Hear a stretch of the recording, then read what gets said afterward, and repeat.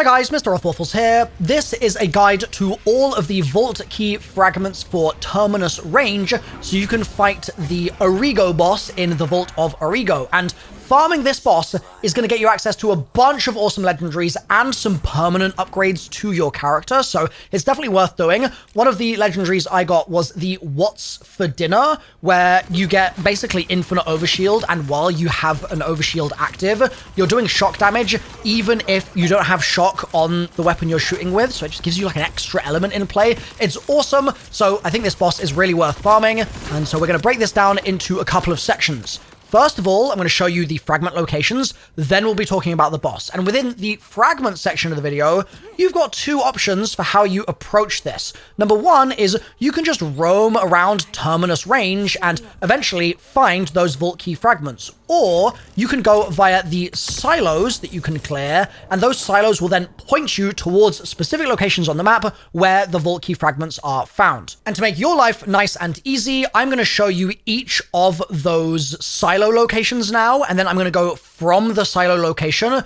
to the Vault Key Fragment location so you can follow my path. The first silo we're going to is in the Cuspid climb area, and it's called the Reliquary. You can find it on this ridge just here. And we're going to go out the window and then straight forwards. You're going in a north direction, up this little ledge and onto this rope. We'll use that rope to then traverse a little further in that north direction once again, and we'll then head towards this cave. In there, climb up and head to the right-hand side, and you'll find the Vault Key Fragment just here next to this dead body. The second silo location I'm going to be pointing out is Covered Charge. So we're going to head out the front window once more, and this time we're going to go right to the rope that is a little bit more easily accessed in front of us, and then drift to the right-hand side. And once you land, head up the right-hand path here, up the slope, and follow exactly where I'm driving, because this one's a little bit further away. And then we're going to take this little left here, keep on driving, and you'll then get to this sort of squiggly tree. You're going to jump off your vehicle, jump past the tree, and then use this grapple to grapple up to this platform, and you'll get your second Vault Key Fragment. And for your third Vault Key Fragment, we're going to be going back to the Leys, and the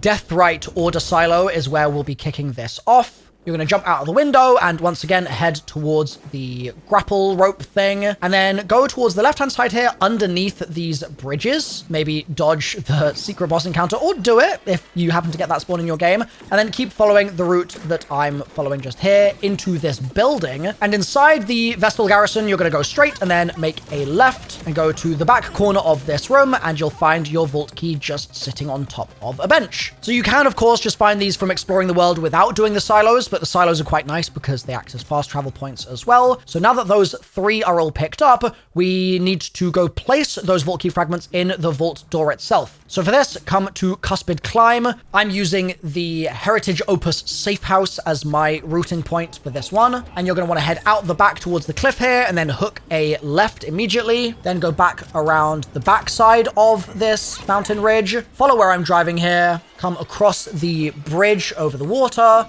and then keep on driving up the slope, and then you're going to go across to the left. You'll see a kind of ominous looking cave entrance, so jump across to that bit of the ridge, head into the ominous cave, and once you follow this through, you will see the vault symbol appear once you interact with the little pedestal in front of it. It'll do its little animation, and you can then hold interact on the door itself, and that will take you into the vault.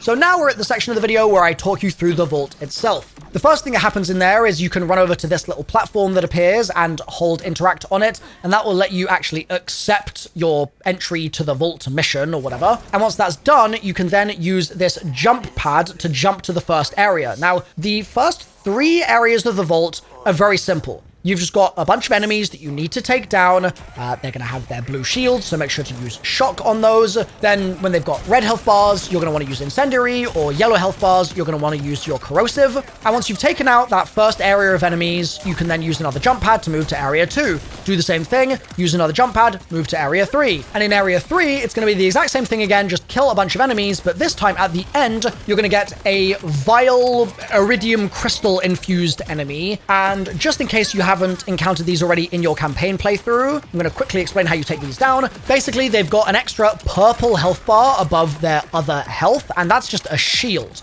and you need to destroy that shield by destroying the iridium crystals attached to the enemy. Once you've destroyed all the crystals, you'll then be able to damage the enemy's other health bars. The problem is that the purple crystal health bar will regen because of the pinky yellowy balls of energy that will spawn in around the enemy when you destroy its crystals. And so you need to destroy those balls of energy to stop it from regenning its shield health bar, and then you can just shoot the squishy enemy underneath. So my preference for how to do this is to focus on AoE damage, because that way the AoE damage hits the crystals, and then it also hits any purple pinky flying balls that spawn in, so it gets rid of those as well, and it just makes it really straightforward. So that's my recommendation. Take that enemy down, and then use the jump pad one more time to get to the 4th little island here, and that's going to be where you'll find Origo, the boss. You can, of course, use the vending machines beforehand, but then, yes, jump to the boss. And this guy is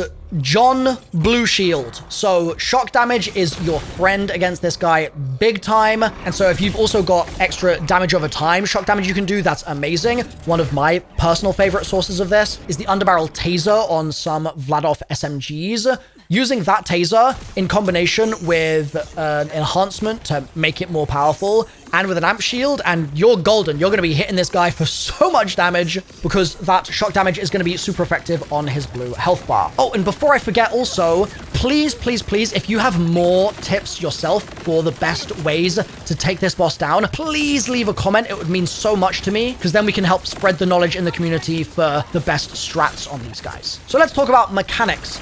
His kind of crystal mohawk thing is the crit spot for this guy. So make sure you're targeting those crits. And as you fight him, you're going to notice that he does quite a lot of attacks that turn the floor into a dangerous area. So you're going to want to spend a decent amount of time airborne during the fight. And thankfully, there are these little geysers that you can use your grapple on to break the ground open, and it will then create an air chute that will keep you in the air for the entire fight if that's what you want. They're going to allow you to float around up there much more easily, but you can also spend a good amount of time on the ground as I'm doing in the gameplay here, and you should be okay as well. The boss has a variety of attacks, but one of the ones that it likes to use the most, in my experience, is one where it kind of jumps up into the air, and then it does a kind of linear dive in front of you, so just be ready to dash sideways quite often during this fight, and it will also sometimes do attacks where it will kind of send out a pulse or a bunch of fire around you, so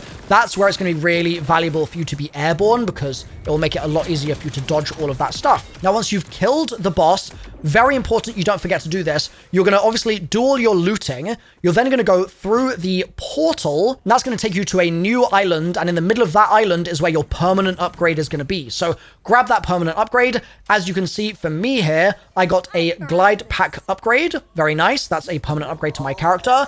And there are then obviously 2 chests here as well for you to loot. And your option now is to either go through the portal again and just replay the boss and farm it using Moxie's Big Encore, or you can fight some of the other vault bosses in the game, which also have their own permanent upgrades. So I would do those next if I were you, and I've got guides for those linked on screen right now for you to click through to, so that you can get absolutely maximally powerful in your game before you do any more farming. So click through